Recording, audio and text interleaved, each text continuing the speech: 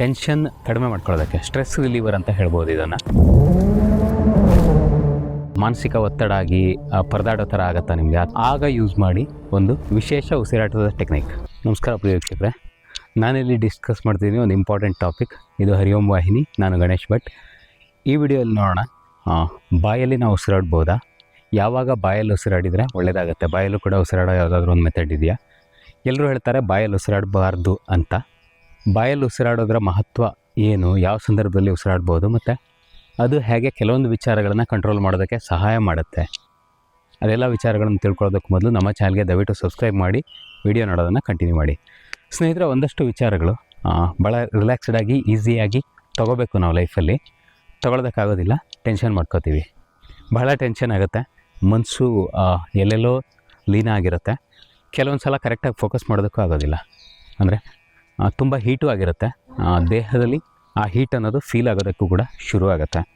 ಅಂಥ ಸಂದರ್ಭದಲ್ಲಿ ನೀವೇನು ಮಾಡ್ತೀರಾ, ಭಾಳ ಸಿಂಪಲ್ ಟೆಕ್ನಿಕ್ಕು, ಟೆನ್ಷನ್ ಕಡಿಮೆ ಮಾಡ್ಕೊಳ್ಳೋದಕ್ಕೆ ಸ್ಟ್ರೆಸ್ ರಿಲೀವರ್ ಅಂತ ಹೇಳ್ಬೋದು. ಇದನ್ನು ಆ ಎಕ್ಸಸೈಸ್ ಇದೆ, ಬಾಯಲ್ಲಿ ಉಸಿರಾಟವನ್ನು ಮಾಡೋದಕ್ಕೆ ಪೂರ್ತಿಯಾಗಿ ಅಲೋ ಮಾಡ್ಬೋದು.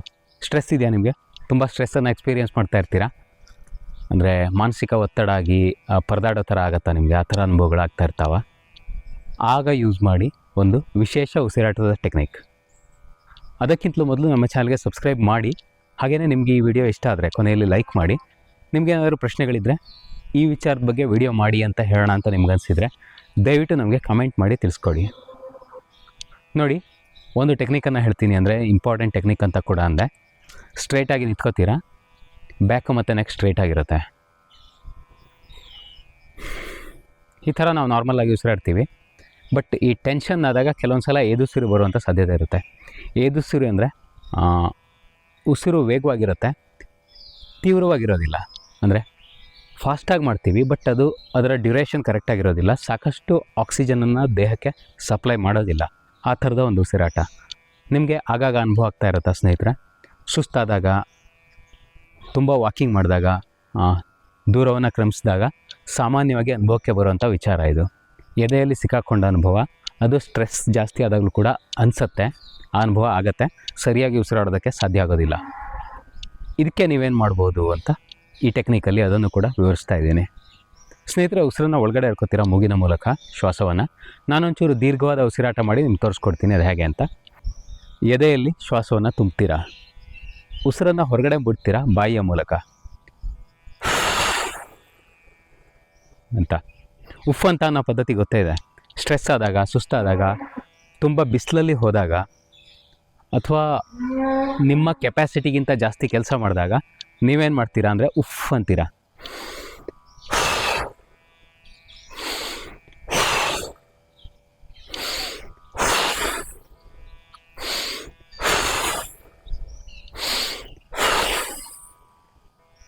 ಈ ಥರ ತೀವ್ರವಾಗಿ ಉಸಿರನ್ನು ಚೆನ್ನಾಗಿ ಎಳ್ಕೊಂಡು, ಮೂಗಿನಿಂದ ಎಳ್ಕೊಂಡು ಬಾಯಿಯ ಮೂಲಕ ಉಸಿರನ್ನು ಹೊರಗಡೆ ಬಿಟ್ಟಾಗ, ಉಫ್ ಅಂದಾಗ ಸಾಕಷ್ಟು ಅದು ಸ್ಟ್ರೆಸ್ಸನ್ನು ಕಡಿಮೆ ಮಾಡೋದಕ್ಕೆ ಹೆಲ್ಪ್ ಮಾಡುತ್ತೆ ಅಂತ ಹೇಳ್ತಾರೆ.